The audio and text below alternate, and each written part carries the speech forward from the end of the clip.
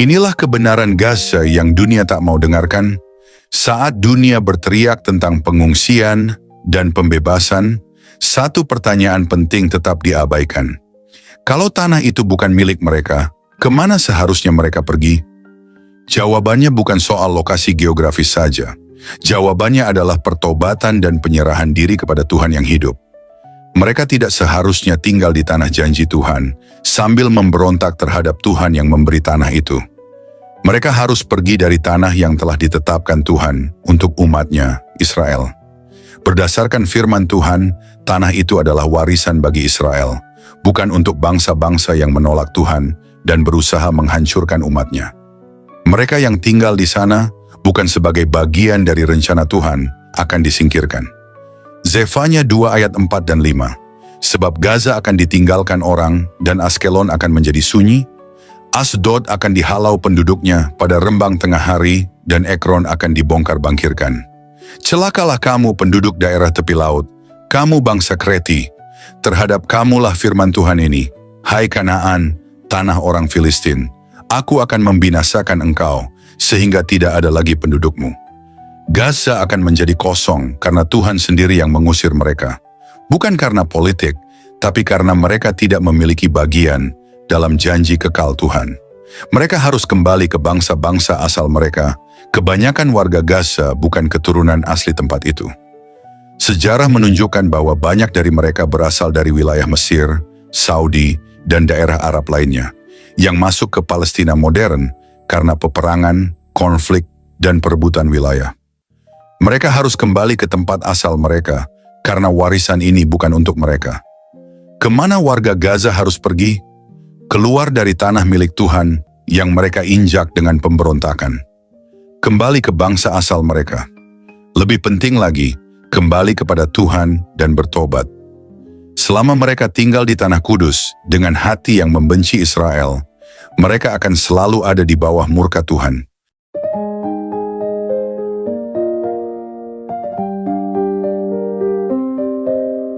Shalom saudara-saudari terkasih dalam Kristus. Dunia sedang berteriak, berita menyebar kemana-mana. Lihat penderitaan mereka, lihat warga Gaza yang terusir, tapi tak satu pun dari mereka bertanya, siapa sebenarnya pemilik tanah itu? Renungan sore ini tidak datang membawa narasi dunia.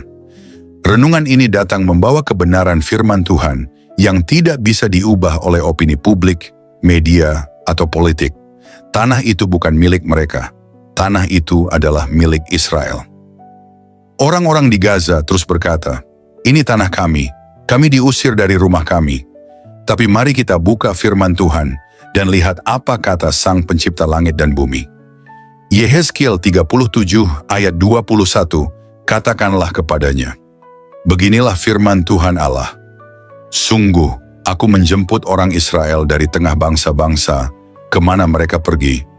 Aku akan mengumpulkan mereka dari segala penjuru dan akan membawa mereka ke tanah mereka. Perhatikan baik-baik.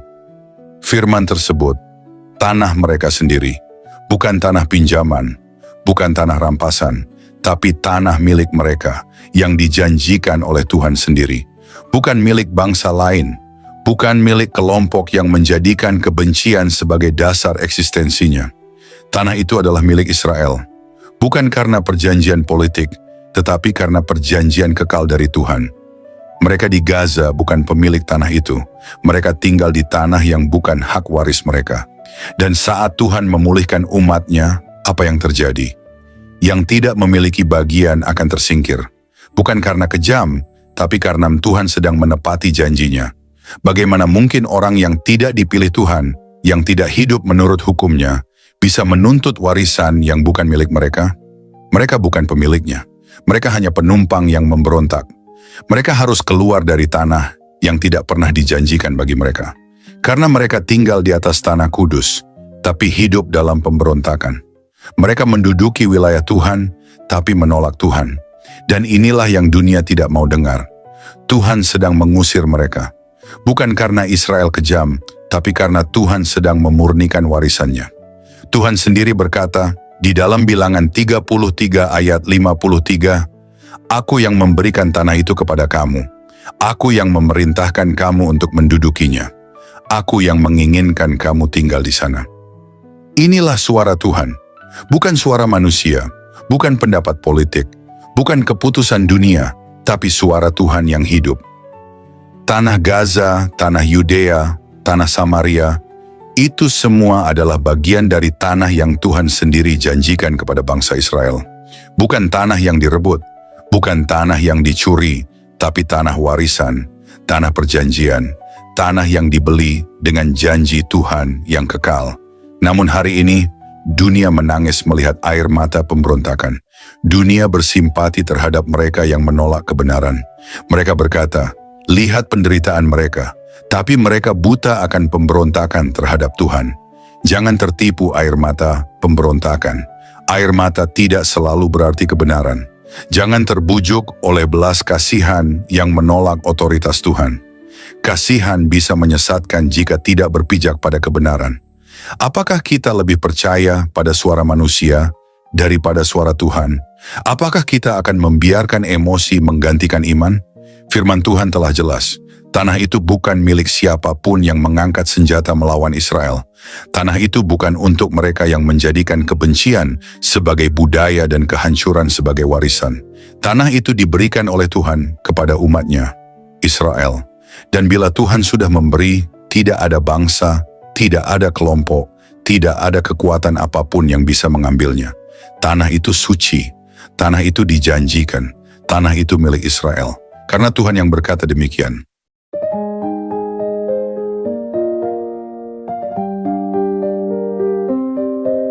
Saudara-saudari terkasih dalam Kristus, sore ini kita tidak hanya merenungkan berita dunia, kita sedang diingatkan akan suara yang jauh lebih tinggi dari semua suara manusia, suara Tuhan yang hidup. Dunia bisa berteriak, media bisa menggiring persepsi, air mata bisa membanjiri layar, dan belas kasihan bisa dengan mudah mengaburkan kebenaran.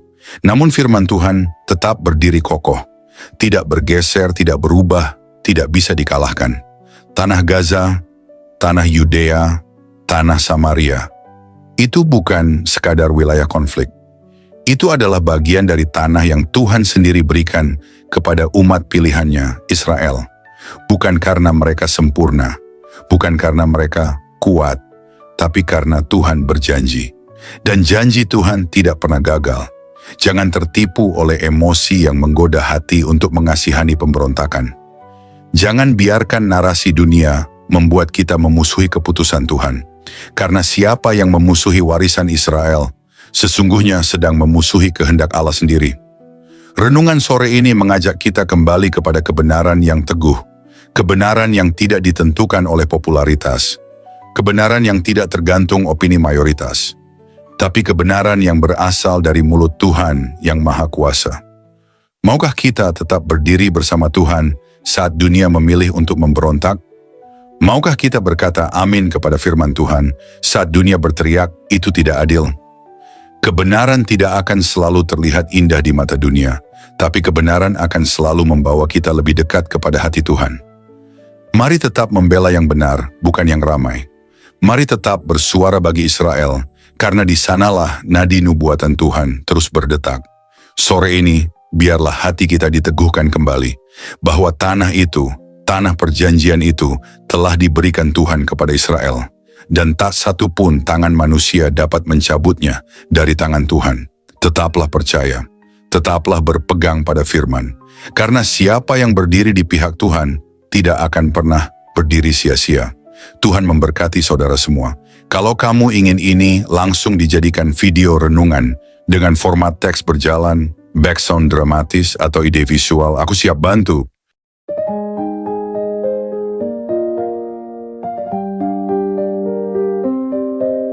Saudara-saudari terkasih dalam Kristus, terima kasih sudah mendengarkan renungan firman Tuhan sore ini. Bukan suatu kebetulan jika saudara ada di sini saat ini. Tuhan sendiri yang mengatur langkahmu, Tuhan sendiri yang mengetuk pintu hatimu, dan Tuhan sendiri yang menanamkan firman-Nya ke dalam jiwamu sore ini. Biarlah setiap kebenaran yang telah kita dengar tidak berhenti hanya di telinga, tetapi menembus hati, mengalir dalam pikiran, dan diwujudkan dalam perbuatan. Renungan ini bukan hanya perenungan, Ini adalah panggilan. Panggilan untuk bertobat, panggilan untuk kembali, panggilan untuk bangkit, dan berjalan dalam kebenaran yang sejati. Karena kita tidak tahu berapa banyak sore lagi yang Tuhan izinkan untuk kita. Kita tidak tahu apakah esok masih milik kita. Tapi hari ini, sore ini, adalah anugerah yang tidak boleh disia-siakan. Mungkin ada banyak hal yang belum saudara mengerti, banyak luka yang belum sembuh, banyak doa yang belum terjawab.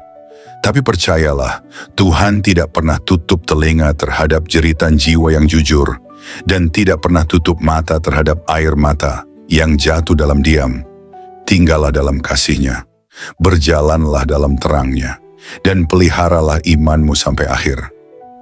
Sore ini mungkin telah berakhir, tetapi firman yang telah tertanam dalam hati kita, biarlah itu terus tumbuh, menguatkan, menyucikan, dan membentuk kita menjadi serupa dengan Kristus.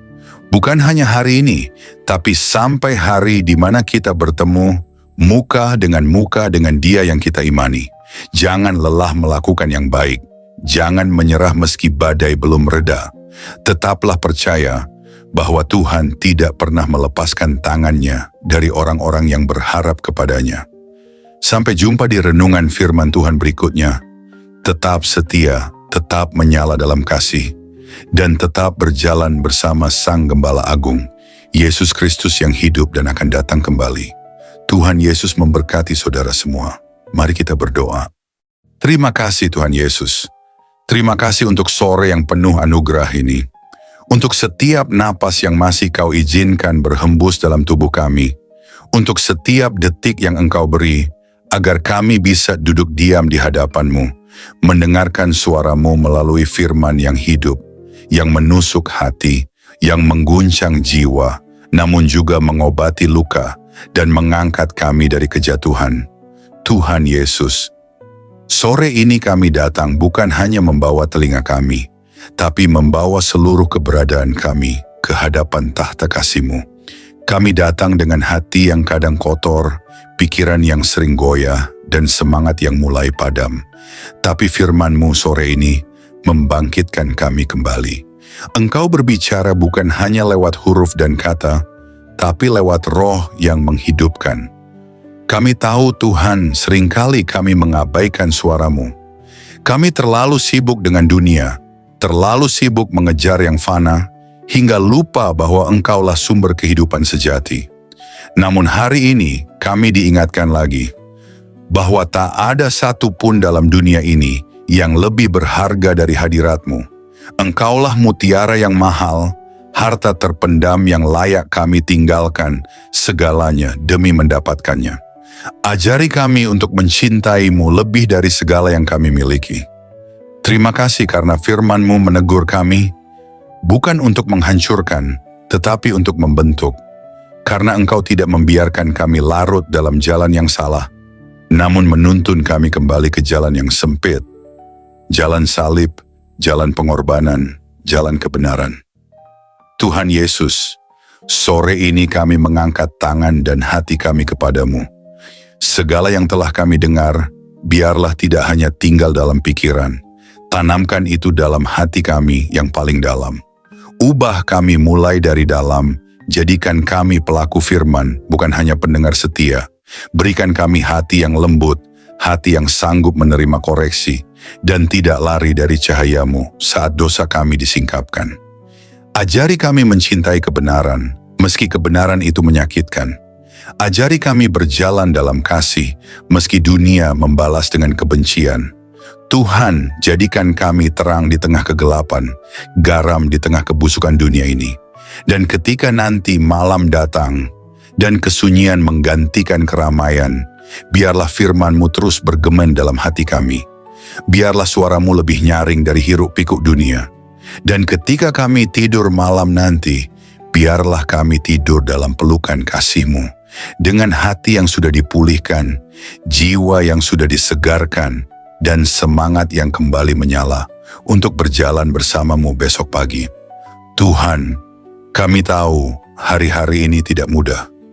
Kami hidup di zaman yang gelap, di zaman di mana kebenaran dikompromikan, iman diperjualbelikan, dan kasih menjadi dingin. Tapi kami mohon, jangan biarkan hati kami menjadi seperti dunia. Teguhkan kami, tanamkan keberanian dalam jiwa kami. Berikan kami api dari surga yang tidak padam, untuk tetap setia sampai akhir. Kami tahu jalan sempit itu tidak mudah, tapi kami tahu Engkau menyertai setiap langkah yang kami ambil. Meskipun air mata kami jatuh, Engkau mengumpulkannya dalam kirbat-Mu. Meskipun kami berjalan dalam lembah kelam, Engkau tetap setia menggandeng tangan kami. Kami tidak sendiri, kami tidak ditinggalkan. Berkati setiap orang yang mendengar renungan sore ini, dimanapun mereka berada, apapun pergumulan mereka, biarlah kasih-Mu menjamah dan menjawab mereka satu persatu. Angkat yang tertunduk, pulihkan yang remuk, dan kuatkan yang nyaris menyerah. Sore ini, kami pulang dari hadapan firman-Mu, bukan sebagai orang yang sama, tapi sebagai orang yang telah disentuh surga. Kami pulang dengan damai, kami pulang dengan harapan baru, kami pulang dengan keyakinan bahwa Engkau tetap berdaulat di atas segala hal yang tidak kami mengerti. Dan jika malam ini adalah malam terakhir kami di dunia ini, biarlah kami ditemukan tetap setia, tetap percaya, dan tetap memandang wajah-Mu. Kami rindu saat Engkau datang kembali, Tuhan. Kami rindu melihat langit terbelah, malaikat meniup sangkakala, dan Engkau turun dengan kemuliaan. Jadikan kami mempelai yang siap. Jadikan kami gereja yang berjaga-jaga. Jadikan kami umat yang tidak tertidur. Kami tidak ingin Engkau datang tiba-tiba, dan kami masih bermain-main dengan dunia. Bangunkan kami, Tuhan. Sadarkan kami. Segarkan kami. Dan kuduskan kami hari demi hari. Terima kasih Tuhan Yesus. Segala pujian hanya bagi-Mu, segala kemuliaan hanya bagi nama-Mu, dan segala hidup kami hanya bagi kehendak-Mu. Dalam nama Tuhan Yesus Kristus, Tuhan yang hidup, Tuhan yang akan datang kembali, kami menutup renungan sore ini dengan penuh syukur dan kerendahan hati. Amin. Mari kita berdoa. Bapa kami. Bapa kami yang di sorga, dikuduskanlah nama-Mu. Datanglah kerajaan-Mu. Jadilah kehendak-Mu di bumi seperti di sorga. Berikanlah kami pada hari ini makanan kami yang secukupnya. Dan ampunilah kami akan kesalahan kami, seperti kami juga mengampuni orang yang bersalah kepada kami. Dan janganlah membawa kami ke dalam pencobaan, tetapi lepaskanlah kami daripada yang jahat. Karena Engkaulah yang mempunyai kerajaan dan kuasa dan kemuliaan sampai selama-lamanya. Amin.